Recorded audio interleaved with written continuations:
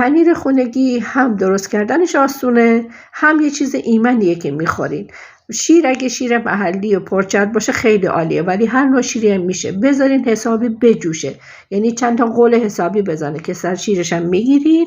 بعد از اینکه حسابی جوشید یه مقدار سرکه بهش اضافه میکنید.